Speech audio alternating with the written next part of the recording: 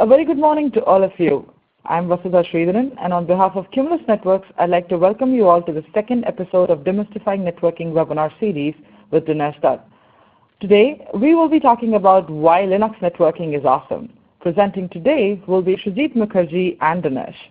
Dinesh has been in the networking industry for the past 15 years, and he's a very active speaker in the networking circles.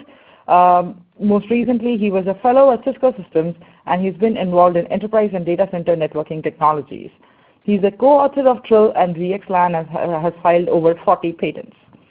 Srijit is the VP of Engineering at Cumulus Networks. Most recently, he was Director of Engineering with the team that delivered the highly successful VIC adapter line in Cisco's UCS servers. His career has spanned a wide variety of technologies, including team lead of high-performance graphics at SGI, architect of high-performance network interface cards at Precision IO, and adding virtualization and storage in Cisco with the UCS product line. He has a master's in computer science from the University of Oregon and has 15 patents to his name. This webinar will be about 30 to 45 minutes. We will answer a few questions from the participants at the end if time permits.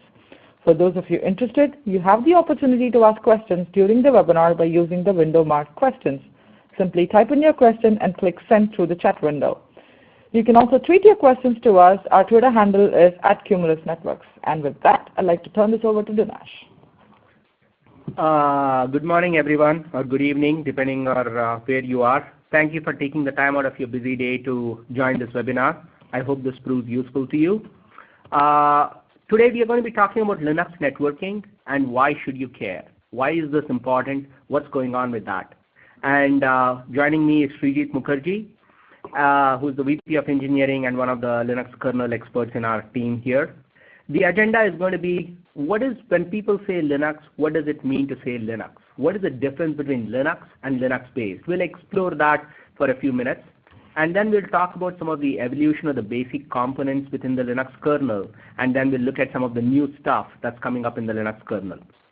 All of this is going to be around the kernel and the Linux kernel community, networking specifically. I will be taking questions as we'll be taking questions as the discussion goes on. So please go ahead and type your questions. Do not wait to the end to ask your questions. Please ask them right away. So what are the key takeaways from this talk? The key takeaways I hope you get from this talk, and we hope we make a good case for, is that Linux networking is mature.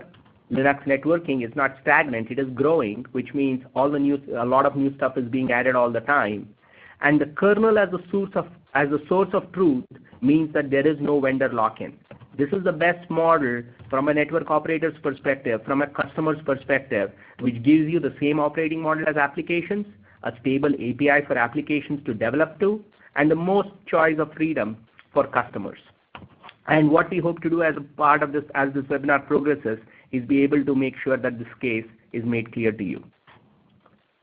So when Linux began as a network operating system, the version it began on looked like this. I had a role to play in this in my past life. Essentially, the vendor blob, and you can pick your favorite vendor, their blob essentially completely hid Linux. They use Linux mostly as an embedded operating system, as a substitute for an embedded operating system, and they held everything. In fact, even the TCP/IP stack was not inside the Linux kernel, it was taken out. But the basic idea is that in this particular version, Linux networking was not used at all, and this was circa 2000, 2001. What followed were other people who said, that's really bad, let's try and make something better. So they made Linux kernel networking be used partially. This is a case where some people think that, hey, when we began, we have got the routing, we will maybe expose it, we'll give you a bash shell. The previous guys didn't even give you a bash shell, we'll give you a bash shell. And rest of it, by the way, we hold the master state, so you want to do anything meaningful, you have to come talk to us. Over time, they have evolved a bit to be able to say, yeah, you can access the Linux kernel directly and we will have a partial kernel sync, but nothing more than that. And then we come to the third iteration, where essentially all the vendor blob is gone and all that is left is a silicon switch driver, and SAI may be a part of that silicon switch driver, but this is what you are left with. This is the model that we will explore and talk about why this makes sense. With that, I want to hand it over to Srijit Mukherjee. Thank you, Dinesh. Actually, I'll step back for a second and And explain, actually, can I move? Yeah, you can move that. No, I think you have master control, looks like. Okay. Okay, so one thing that I wanted to make sure we pointed out was that, or actually go back one more slide, is one of the reasons that is fair and is actually worth pointing out is that the Linux kernel also was, from a host perspective, a highly evolved networking stack and actually understood the application interfaces really, really well. But there were some things that were missing, some features, some capabilities, some ability to build modern networking complex topologies that were not entirely doable in the kernel itself. So while there was some legitimate reason to, or maybe a different way to say it is, there were some legitimate reasons why the Linux kernel wasn't the default choice. And as Dinesh said, for the rest of this talk, we'll explain why that situation has changed a little bit and why we think that the current choice is the right way to do things. So moving forward. One point, there's a question, why is SAI over there? Yeah, you're right, SAI did not exist in that version, but that same version too exists in today's versions as in modern incarnations of that model as well. So Sridhar will talk about that. Yeah. No. So actually, to add to your point, Dinesh, the SAI, I think, a different way to say it is that every vendor blob implementation always has some kind of a HAL inside it. Right? SAI, you can think of SAI as a formalized HAL, but every blob has some layer inside it because that's how they insulated the changes that they were making to whatever was underneath it. Even like if a company made its own ASIC and made its own ASIC drivers, if you will, the upper level stack was separated, was insulated and was isolated. So SAI is really just an existing component that has always existed since time immemorial. The only difference is that it's now formalized and it's something that other people have agreed to sort of water and grow and see as a thing that will evolve. So this actually we're going to skip this and we'll come to this slide maybe in a little later. So a question that keeps coming up, right? If you think about at least in the data center and sort of the evolving space of the variety of network operating systems that are showing up, a comment that you hear all the time is that your networking is just an application. It needs to live in its own container. It needs to be an area of innovation, et cetera, et cetera. And the question that I would ask in reverse is it really an application?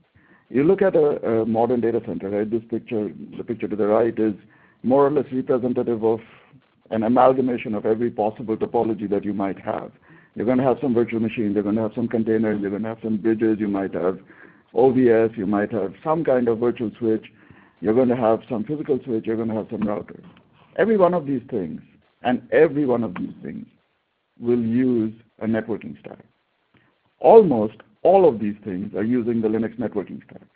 You can argue that the popular vendors that make switch NOSes are not using the Linux networking stack, and I would argue back that they are, because the management plane is still probably running a Linux networking stack somewhere, because they have to, because that's what end user applications are expecting to be able to talk to. So given that, and this little black mnemonic, which is sort of representative of the Linux networking stack, given that it is everywhere, is it really an application? I would argue very strongly that it can't be. It is really infrastructure. It has to have guarantees, it has to have familiarity, it has to have well understood rate of change. Otherwise you will have problems. Because if you make a change in that infrastructure anywhere, the ramifications will be all across your data center. And Linux, the Linux stack specifically, is really omnipresent at this point. Right? There's a reason why even Microsoft picked Linux as its cloud OS. It's not because they wanted it to be so. It was because it was the easiest thing to do. It's really not a value statement. It's just an ease statement more than anything else. So what does it mean? Oh, the slide got a little moved around. So just to examine this a little bit more, right? So Linux networking stack is everything, right? It is everything from the socket interface that an application uses, all the way to how packets are scheduled and queued and delivered out through the physical devices. Yeah. Clearly, and I hope nobody disagrees with me here, you don't want your application interfaces to change on a daily basis. Right? If every time the new operating system gets released and you have to port ping or traceroute, it will lead to hair pulling. And some people may not have that much reserves of hair to pull. And on the other hand, when you're getting closer to the device, when you're getting closer to your CPU, or getting closer to your NIC, or you're getting closer to your switching ASIC, you really want innovation. You want that to move at the fastest pace possible. And this is why operating systems have stacks. Right? The stack is what separates the application's view to what is being afforded and what is being provided by the infrastructure underneath. And innovation and speed of change there is actually what you want. So if you think about things in context, and since the question was asked about SAI, SAI is really more like a device driver interface. It's a low-level interface that allows you to understand what the underlying device is doing. But that's clearly not what you want an application talking to, and I would argue very strongly that it's also not representative of behavior enough. You want something in front of it, i.e. a stack, which is going to tell you how something works. This is why when you store a file, you can assume file system behavior and not need to worry about whether you are storing to tape or SSD or a disk drive. The same rules apply to networking. The next point that I want to make sure people understand when we are talking about APIs and interfaces and modeling is the difference between an API and a model. The picture to the left, kind of an eye chart, but and it is truly representative. But if you pay close attention, this is the actual flow chart of how ARP responses or ARP packets are issued from the Linux kernel. It's either a response or it's a request. Both cases are handled in this flow chart. But you look at this flow chart and you say, this entire thing, not ICMP ARP send, represents the model. Right? You cannot make an API that completely represents this flowchart. So whenever you think about networking, and people argue endlessly on whether or not the API is correct or not, you have to be able to say that along with this API, there is a networking model or a state transition model that completely represents every possible transition that you might ever make. And if you implement just the front end and the back end, right, the reception of an ARP packet and the transmission of an ARP packet, and you don't manage the internal state buffers or internal states exactly the way this picture is showing it, your network is going to be slightly less predictable and slightly less understood than what the corresponding model that implements this exactly would look like. And as people know, if your ARP behavior is just slightly wrong, it can create havoc in your network in ways that you will still be, the words I use is you will be funding that havoc handling on a regular basis because you'll be paying somebody to go sort this out over and over and over again. So Linux, one of the big things about the Linux networking stack is, it's approachable, it's readable, it's available, it's visible to everybody. If you don't want to look at code, download a VM and play with it, and it will tell you exactly what the expected behavior is, or do it on a real box for that matter. But that's one of the big things that Linux brings to the table. It's not just an API, but the operational model is highly codified and highly visible and highly examinable. One other point, Srijit, would it be accurate to say that not only the things that you said, but the Linux kernel being in the state of maturity that it is, also indicates that this is a well-tested and soft mature code as opposed to somebody who's going to be writing this model in user space and recreating all of the issues that people have had in some sense when Windows folks try to rewrite the TCP stack, as an example. It's a good point, Manish. That's why I picked ARP. ARP was famously one of those things that every operating system has done slightly differently, and over time everybody has sort of come to an agreement of how it should work. And today, frankly, as you said, Linux is an interop bastion, right? People have to be able to handle Linux's ARP behavior no matter how innovative they can be on their end. So yes, absolutely. And Linux today, the networking stack is similar to where BSD was in the 80s. So Van Jacobson could code the TCP, could avoid the internet congestion collapse because he had access to the BSD code which ran in the routers of those days. And Linux today is the BSD of the 80s. That's, I think, also a fair comparison. So the other thing that I hear a lot is the kernel development fast enough? For people who are Simpsons fans, who get the Troy McClure connection here. But the question that, again, that I would ask people is, right, what is this innovation that people are looking for that is not available to you in the Linux kernel? And the question that I would strongly encourage people to examine for themselves, if this is a question that truly is being asked and bandied around, is what is the ratio of innovation to the stuff or to the features that you expect to just work?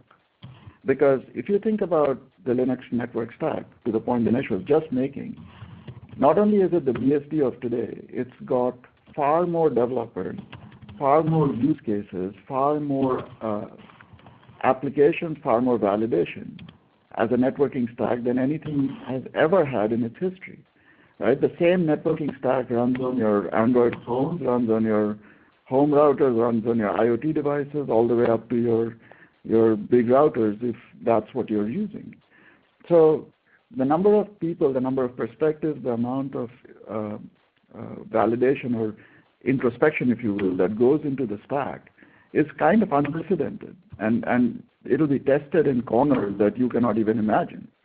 So given that, given the gray line is sort of indicative of that stability and that validation, what is that red line worth to you, and how much special is it that you need to sort of junk and avoid all of the stability guarantees that you get by using the straight up kernel? And along those lines, right, we should talk a little bit, or we're going to talk a little bit about what has happened. So this picture to the bottom, I don't know if you noticed, grew a whole bunch of green boxes. And we'll come back to that in a second. But I just want to make the visual impression of this slide before. This slide, and I'll pause here for a few seconds to let people read it, and that's the point. These are all things that went into the Linux kernel in the year 2015. If for people who are industrious enough, you can go read David Miller's regular pull request summary emails that go out on the NetDev mailing list. And this list is fundamentally gleaned from that. And actually, it's heavily shrunk version of that. Yes. Is, I think, the right way to say it. Gleaned is the operative word. So a lot of stuff has gone into the Linux kernel, and it's done actually in a very thoughtful way. Rather than it being a high churn kernel, existing things are always guaranteed to work, or always a high effort is made to make existing things work and new things be added on top. The amount of agonization, a lot of people talk about agonization and difficulty getting things into the kernel. It comes from a very good place. It doesn't come from a position of trying to block things or some political posturing. It comes from the position of trying to think of the whole world of Linux consumers as consumers and not screwing them over. So having seen this slide, let's go back, because the things that are highlighted here, right? If you think about it, these green boxes more or less constitute all the functional blocks that, at least from a data center perspective, constitute modern networking. And you see the two slightly darker green boxes of MPLS and VRF. Those were two major new additions. VXLAN came in not that long ago. And the other green boxes have all seen significant enhancement as well. So this is more like a geographical map of all the changes that have gone. Especially the big ones. Especially the big ones. And to your point, Srijit, which is on the next slide, where you talk about the changes that are not just related to IP or MPLS or VRF.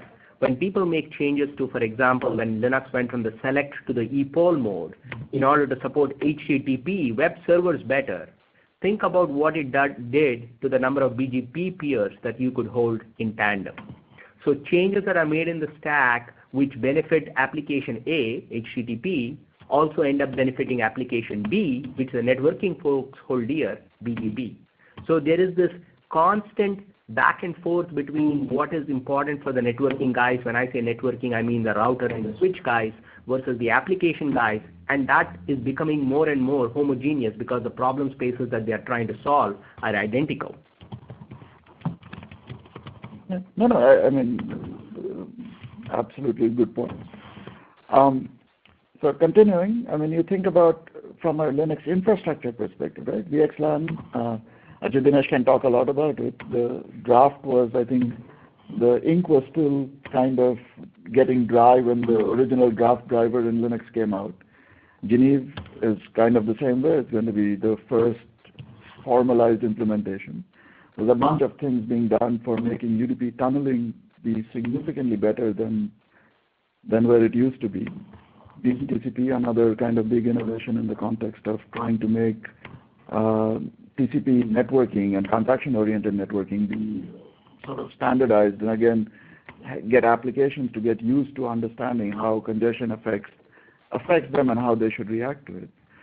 OVS, there's a whole bunch of things in user land. Quagga, which has become, I would argue, very strongly, and Dinesh has been very, very much influential in that, has become a huge representative of how a user space routing suite should work, and definitely again in the modern data center context.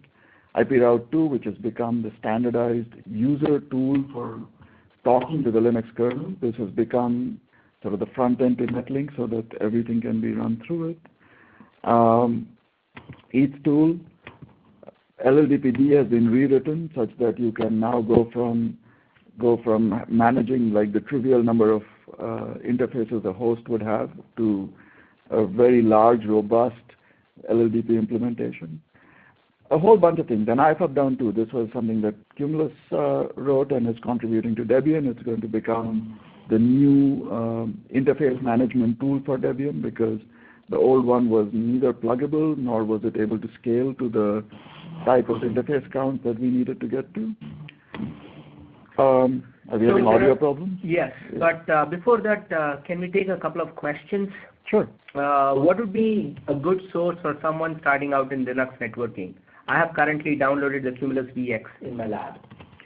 So, I mean, clearly the easiest thing to do would be to get on the Linux NetDev mailing list, become a subscriber. It's open to everybody. You can read, write everything that's possible. There's a modern, or the most modern kernel is staged by David Miller, and the tree is called NetNext. If you Google for net-next kernel, you'll be able to get pointers to the GitHub repo. You download, compile, play with it, and go from there.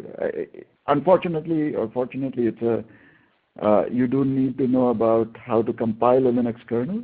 There is sufficient documentation on it, but it is not the easiest thing to do. But if you were to take, say, any Debian release, including a VX, and compile the kernel and run it, you will be able to get the latest, greatest innovations in the Linux community that you might be wanting to play with.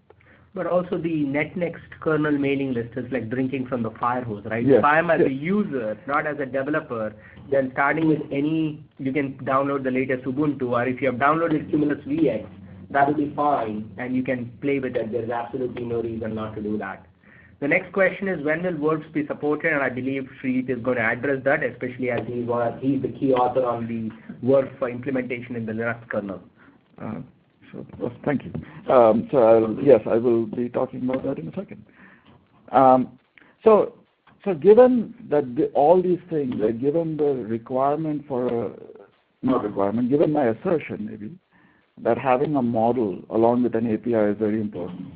Having the pace and velocity of innovation in the Linux kernel has been remarkable, and that key infrastructure components that do not just affect you, but affect how the entire ecosystem works with you. Actually, I want to go back to VXLAN for a second. When VXLAN was implemented, and maybe we'll talk about WRFs also in that context for a few seconds as well, when it's implemented, what it does is it changes the entire ecosystem around you. Your entire application space, your network management space, how do you define things get defined for you. And when something like that gets implemented in something like the Linux kernel, what it does is it implicitly affects the entire ecosystem. It's no longer just what happens in a box or what happens in a VM.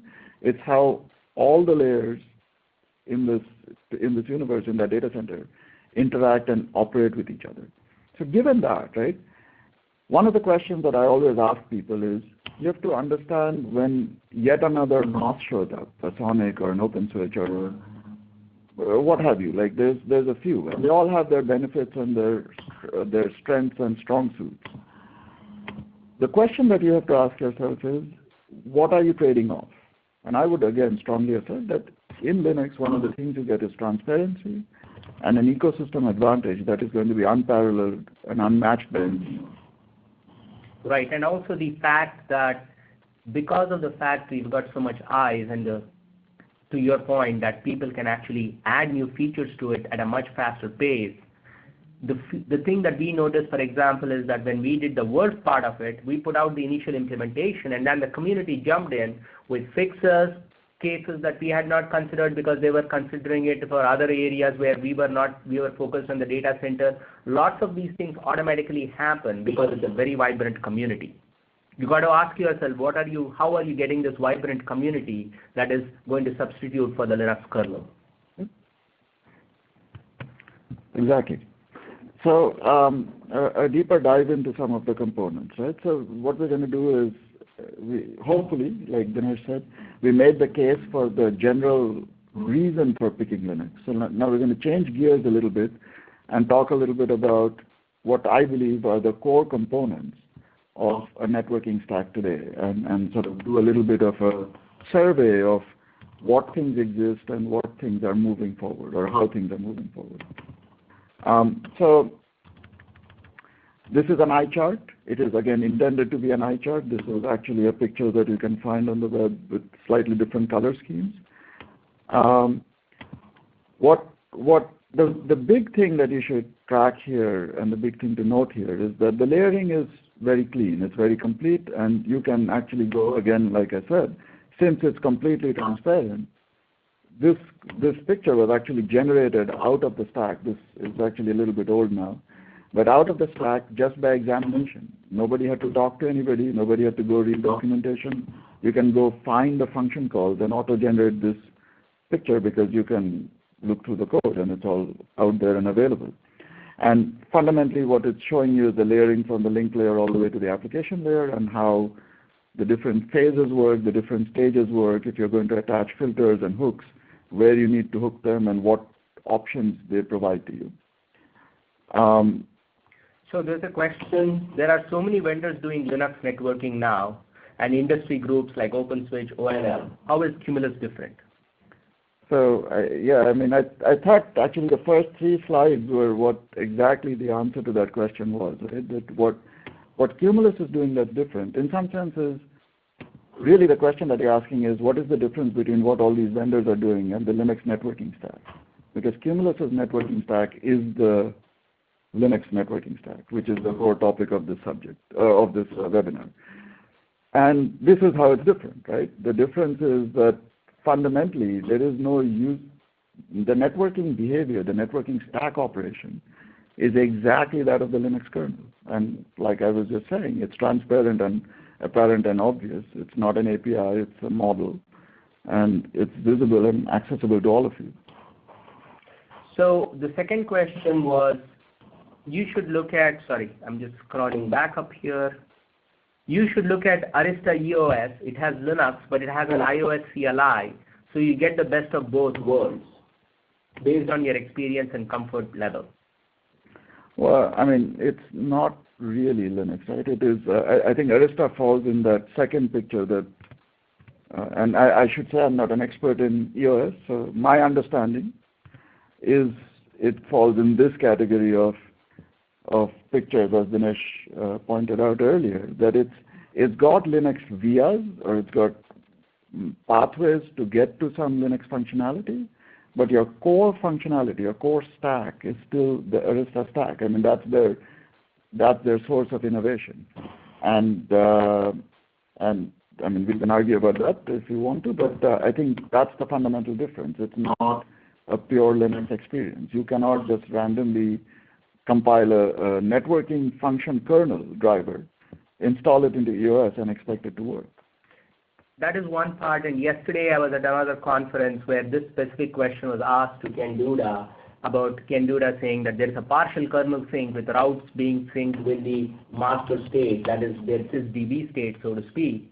And one of the questions that was asked was, that is great, but networking is not just routes. I have VXLAN, I have got VRFs tomorrow, I have got policy-based routing. How does that work in the context of the Arista EOS, which syncs only a small state? And the answer was, it does not work like that. When we started with the Linux kernel, all that was there was routing. And they're right, but that is precisely the point. If you innovate to think that you are doing something better than what is in the Linux kernel, then you are going to be outpaced by the fact that you have a much more vibrant community delivering. What you have is a very minor time advantage at best, and that's not even true. This is similar to what happened with Chrome and Internet Explorer, so to speak, or Firefox. And to come back to your question of how is Cumulus different, we believe that instead of saying that VRF or MPLS is not available in the Linux kernel and we'll do it in our own little private blob, we go and add it to the Linux kernel. We work with the Linux kernel community and make it a part of the Linux kernel community. Yep. So there's an interesting techie question here, or two techie questions, but they're not really, I think they're more business questions. One is, when will there be a sub $500 box? Bish, I think Vasudha will connect you with people who can hopefully help you with that. I think there are options there. And the other one was about DPDK acceleration. We do not, so currently DPDK, just so that we are clear, effectively bypasses the Linux kernel. So there are offloads. There is now a mechanism where you can offload into DPDK, and we can talk a little bit about that, but I would say that's maybe an offline conversation that we can have. It's an interesting question. It's not something that we've really worried about too much at this point, but it's a good question. And one thing that from a Linux perspective that you should keep in mind is that the Linux kernel team is very committed to, over time, making it such that the kernel performance improves maybe to the level that DPDK, that it begins to approach DPDK. While it won't be the same as a pure user space stack, and I have some experience in having built that a few times previously in my life, the problem is that the guarantee of a stack behavior is very hard to achieve in a pure user space re-implementation. So what you end up with is effectively acceleration for the straight line path such that you can get close to a user space performance under load. Okay? Okay, continuing. So like Dinesh said, right, actually that's a very good segue. So when Arista started looking at this, and actually, frankly, when we started looking at it, there were some interesting characteristics. So what we're going to do is we're going to talk about basically bridging, routing, and packet filtering, which are, I would assert, are the three bastions of what a network needs to be able to do. Everything else is kind of gravy on top. And yes, I know that's an overly simplified statement, but let's bear with me for a second. So, there was, in bridging specifically, there was a notion of a bridge driver that did pretty much what a bridge driver does. Now, it was a little bit strange from an enterprise networking perspective. It had a very simplified model. It took interfaces and just bridged them together and used sort of the MAC address and the VLAN for picking out, actually not even VLAN, just MAC address to figure out where to go. It created effectively multiple FTP domains by accident, not by intent, and was, from a performance perspective, had lots of very cool features, and it was very useful for host-facing, what I would call end-host mode type solutions where no STP was needed, and was the most flexible and intuitive component for the role it was supposed to serve. When we looked at it, we said, wow, this is a departure. It's kind of hard to make everything that people know about bridging fit into it. Very strangely, coincidentally for us, right around the time when we were getting involved in it, a new bridge driver implementation was submitted by Vlad, and it's basically a much more familiar 80380. Yes, it's essentially a VLAN-aware driver versus a VLAN-unaware driver. Right. .1Q. A .1Q driver in the more traditional understanding of the word, and allows us to go to a much higher scale. It avoids some of the concerns or some of the implications of the old bridge driver, where every port and every VLAN became a device and therefore became a forwarding endpoint. And that created a little bit of stress in the Linux kernel, because every device would get its own management points, would get its own ARP config points, and so on and so forth. So by avoiding the need for creating a whole bunch of devices, such that each VLAN was now no longer a device of its own, you could get to really high scale. And what we've seen is that even in our implementations, people use both the old driver and the new driver. The old driver today, for example, is much more coherent with the VXLAN device that's being attached to it. There will be changes, or we are going to commit some changes that will allow it to also coexist with the new driver. But fundamentally, what it allowed us to do, what it has allowed us to do already, is pick the bridge driver that makes the most sense for the deployment that it is going to get used for. And I would argue that bridging from that perspective, and we've added a few more things into it recently, but bridging from that perspective is pretty complete in the Linux kernel as it stands today. And I'm actually going to look at Dinesh for I think so. I mean, what it needs is an additional support from the multiple STP, but the spanning tree is a user space component, and we'll move on to that. But yeah. So moving on to routing, exactly like Dinesh said, Ken said, that fundamentally this was the key construct of the Linux kernel, right? It was a complete data path model, actual forwarding. The fib was implemented in the kernel. It did ECMP. It did every possible thing you could think of. It had a V4 and a V6 stack, albeit there were some problems with the V6 side when we started. But it had fully formed constructs of isolation via tables. It could do policy via rules. You could create groups. You could isolate them by namespaces. There was a whole bunch of things that you could do. And it did a very efficient job, I would say, even of doing forwarding inside the kernel. So the V4 stack was a well understood, the IP stack was a well understood construct, and everybody knew how to deal with it. The user space tools were very well understood. How sockets bound to interfaces were well understood. There's a whole ecosystem for routing that is kind of a de facto standard. One of the things we've done in that, along the lines of the high-scale driver for bridging, is one of our engineers, Zupa, worked on implementing something called lightweight tunnel infrastructure, which is again now in the Linux kernel. This basically creates for you a simple ability to associate a tunnel to some kind of a tag. Call it an MPLS label, call it a VXLAN header, whatever you want it to be. But basically it allows you to pick a forwarding decision without needing a device to attach to it. So that's the lightweight part of it. But what you get is, again, the same familiar, well-understood networking stack behavior.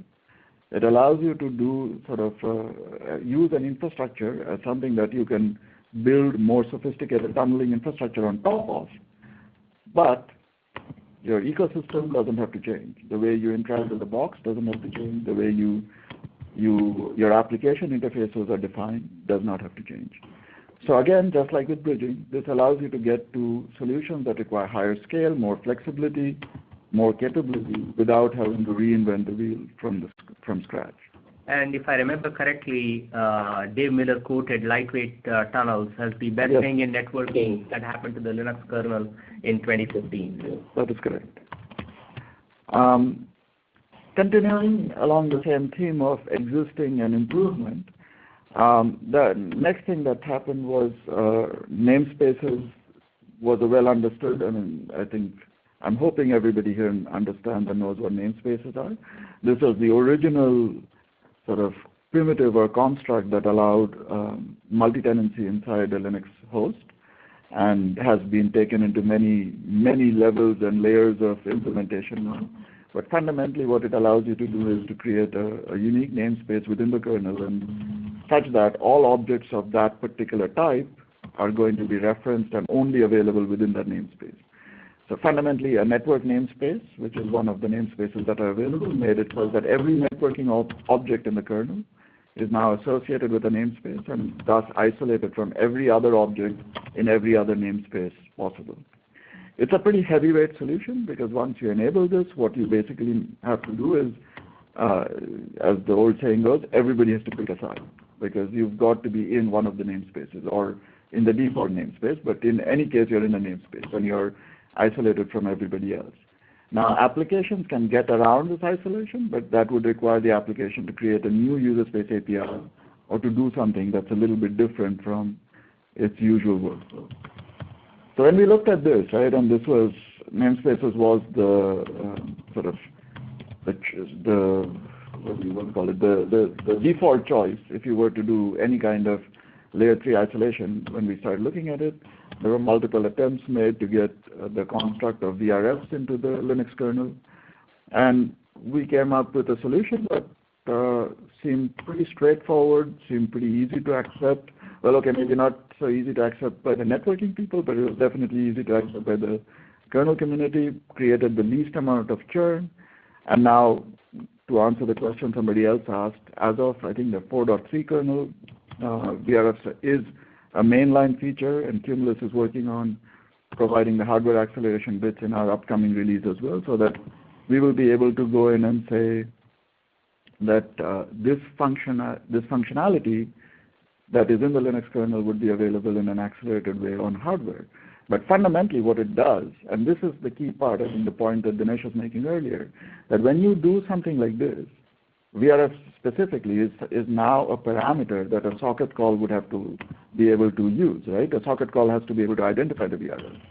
And no matter what you do, if you make a change like this, you're fundamentally affecting every networking app on the planet, including ping.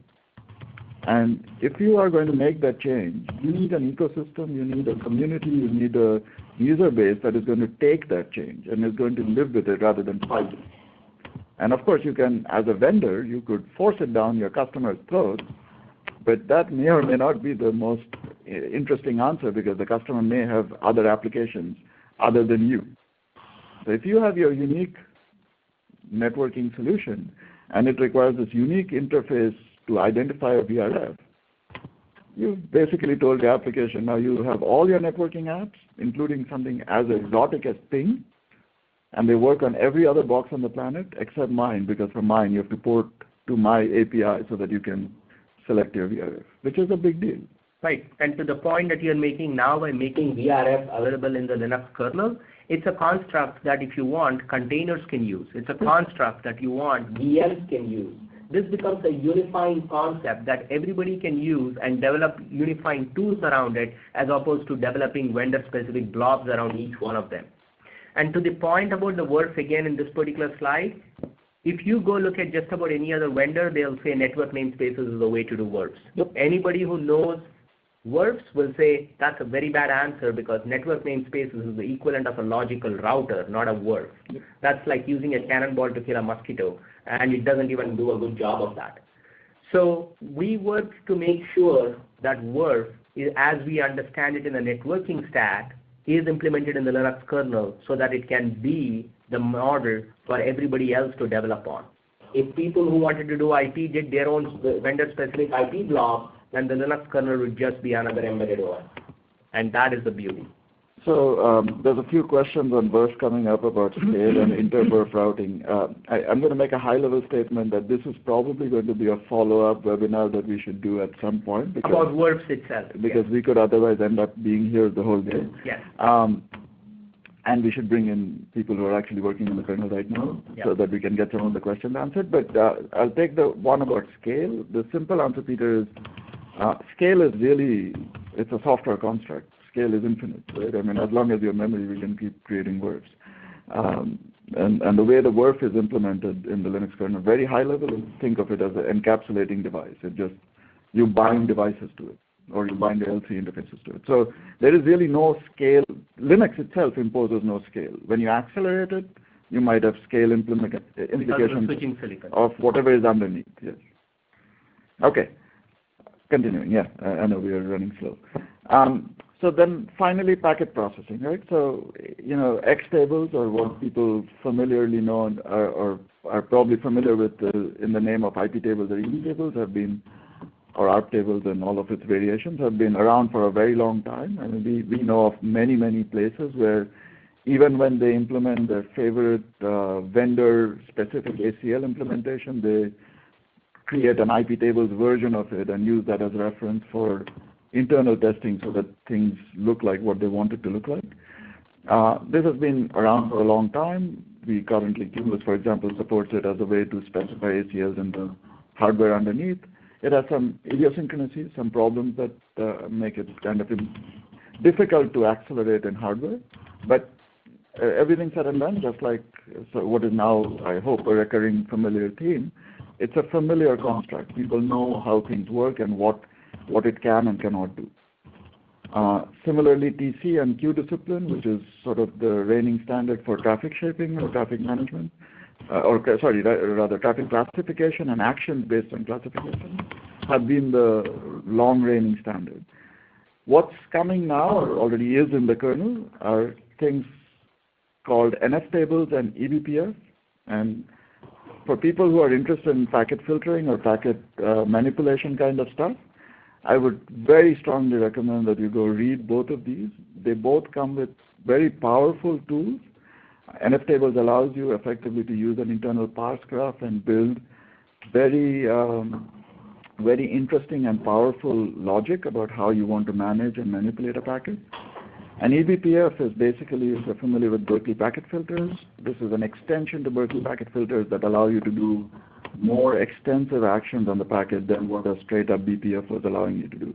It's an extension to effectively a JIT that you can download and run inside the kernel with certain validations and certain restrictions, of course. But again, right, this eBPF is for me an example of why working with the Linux kernel makes so much sense, right? You think about what it means to do this. You need to change, you need a compiler change, you need a change in the kernel, you need user space tools that allow you to write programs that can be downloaded and compiled and run. And literally this particular thing requires changes in LLVM, which is the backend that is used to generate the code, the bytecode, in the kernel and the user space sort of tools. And this is only possible because a community, and a very highly encouraging, coherent community, is able to make things work with each other and coordinate and push things forward. All right, yeah. So there was a question about, is X tables similar to OpenFlow tables? No. We'll continue. We'll come back to that if we have time and things like that. But no, OpenFlow is a very different construct. So actually, did we end up flipping the slide? Okay. Yeah. Somehow we lost the URLs. They're at the end. They're at the end. Okay. All right. So a couple of things. I'm going to quickly go over. How much time do we have? We have another 10 minutes. Okay. So we'll probably wrap up in 5. I'm just going to rush through the last set. So the things that I wanted to talk about at the end was what is evolving? What are the areas of high movement? Now, every year, and now it's soon to be twice a year, there's a conference called NetDev where like a lot of the Linux kernel networking stuff is discussed. A whole bunch of people swarm to some seemingly obscure city, because last time we've done it in Ottawa and Seville in Spain. Ottawa in Canada, Seville in Spain. Next time it looks like it'll be somewhere in Japan. And discuss all these nitty-gritties and various intricate details of how the Linux networking functions are supposed to evolve and operate. And in that conference, there's also some subcommittees that go and talk about the things that are the most hot or most important or most active that need action. So lightweight tunnels, like we talked about, is actually one of the high velocity components. It's going to become, or it is being positioned to be, one of the core components of all the future tunneling work. VPN support with MPLS is obviously one of the things that will come out of being able to use this infrastructure.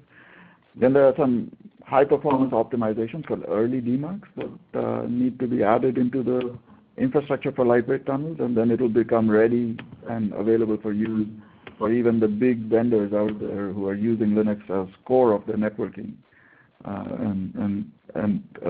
provide facilities that a lot of us use on a daily basis. Switch dev. So we haven't talked about this much, but switch dev is one of the big things that I think everybody should get excited about. So the switch device is fundamentally an abstraction or a formalization of the driver that Cumulus has been shipping for a long time.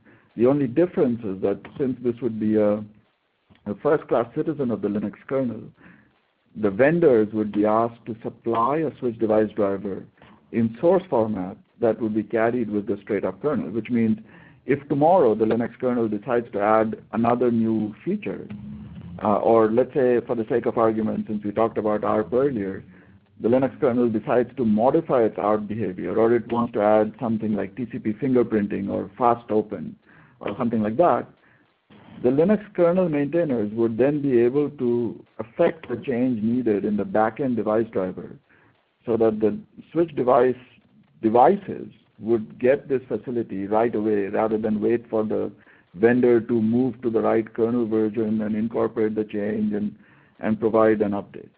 This is a big deal, again, not from an end user perspective, but from an infrastructure perspective, so that other people building on top can take this and run with it. So we have been running, Cumulus has been very involved in this. We've been running a BOF, every Birds of a Feather, and every NetDev and every Plumbers Conference on this subject, and we'll continue to do so. And clearly, like I said, the big win here, when this becomes real, is that your VM and your physical switch will fundamentally operate the same way, not mostly the same way, but identically the same way. This is a big deal.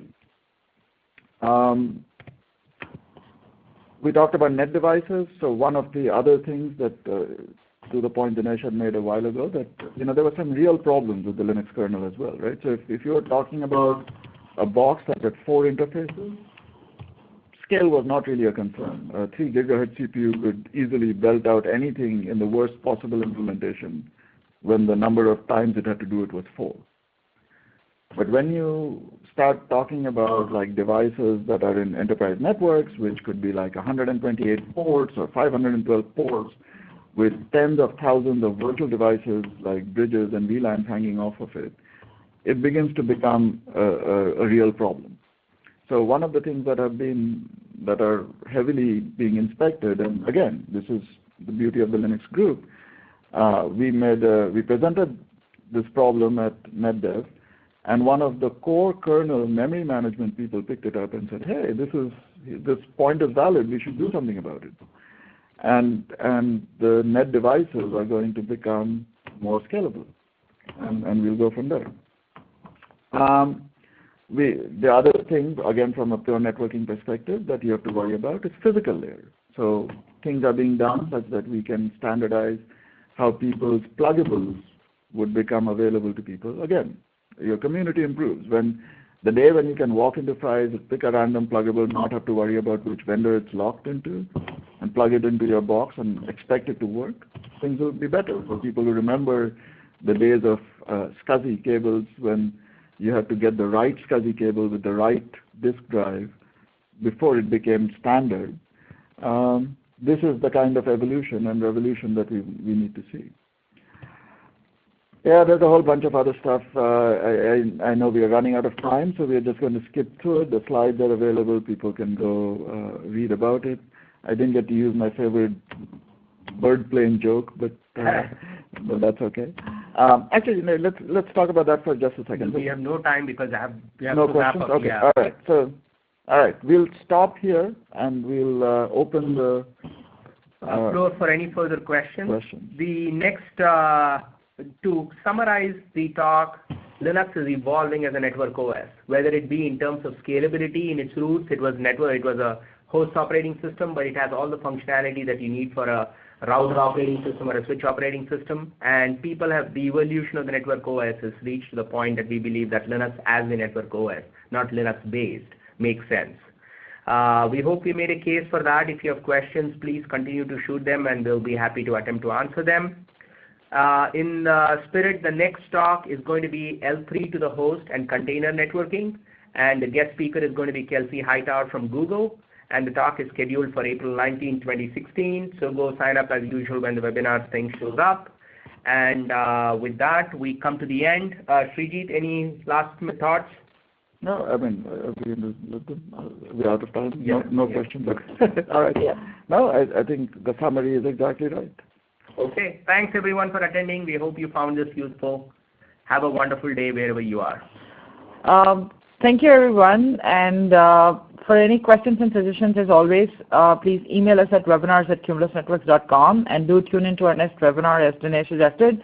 The details will be up very soon, and we look forward to seeing you at our next webinar. Thank you, and have a great day.